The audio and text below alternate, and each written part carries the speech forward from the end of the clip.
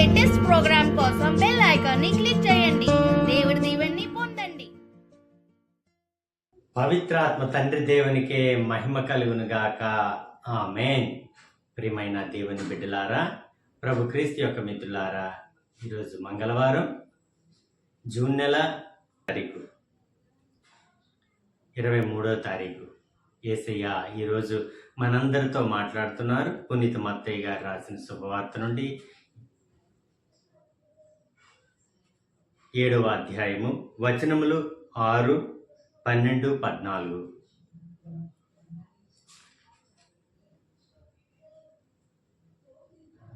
పవిత్రమైన దాన్ని కుక్కల పాలు చేయవలదు, వెలగల ముత్యములను పందులకు పారవేయవలదు.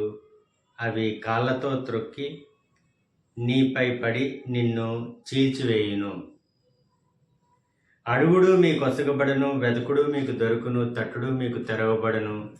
అడిగిన ప్రతివానికి కూడా దొరుకును, తట్టిన ప్రతివానికి తెరవబడును, వెతికిన ప్రతివానికి దొరుకును. కుమారుడు రొట్టు అడిగినచో మీలో ఎవరైనా రాయిని ఇచ్చినా, చేపను అడిగినచో పామునిచ్చినా, మీరెంత చెడ్డవారైనను మీ బిడ్డలకు మంచి బహుమానాలనిచ్చుట మీకు తెలియను కదా. పరలోకమందున్న మీ తండ్రి అడిగిన వానికి ఇంకెట్టి మంచి వస్తువులనిచ్చునో ఊహింపుడు. ఇతరులు మీకేమి చేయవలనని మీరు కోరుదురో దాన్ని మీరు పరులకు చేయుడు. ఇదియే మోషే ధర్మశాస్త్ర ప్రవక్తల ప్రబోధము. ఇరుకైన ద్వారమును ప్రవేశింపుడు, ఎలైనా వెడల్పైన ద్వారము సులభముగా నున్న మార్గము వినాశమునకు చేర్చును. అనేకులు ఆ మార్గమున ప్రవేశింతురు. జీవమునకు పోవు ద్వారము ఇరుకైనది, మార్గము కష్టమైనది, కొలది మందియే ఈ మార్గమును కనుగొందురు.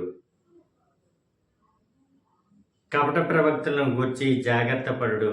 వారు లోపల క్రూరమైన తోడేళ్ళై ఉండి గొర్రెల చర్మము కప్పుకొని మీ వద్దకు వచ్చుదురు. వారి క్రియలను బట్టి మీరు వారిని తెలుసుకొందురు. ముండ్ల పొదల నుండి ద్రాక్ష పండ్లు, తుప్పల నుండి అత్తిపండ్లు లభించునా? ఇది ప్రభు అయిన క్రీస్తుని యొక్క వాక్కు.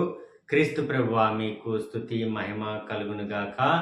ఆమేన్. తండ్రి వందనం, యేసయ్య వందనం, పరిశుద్ధాత్మదేవ వందనం. తండ్రి, కుమార, పరిశుద్ధాత్మదేవ, ఈ దినము ఈ వాక్య పరిచర్య, ఈ వాక్యాల్లో ఉన్న ప్రతి ఒక్కరిలో మీ పరిశుద్ధాత్మను నింపి మా చేయి పట్టి మీ సేవలో నడిపించండి తండ్రి.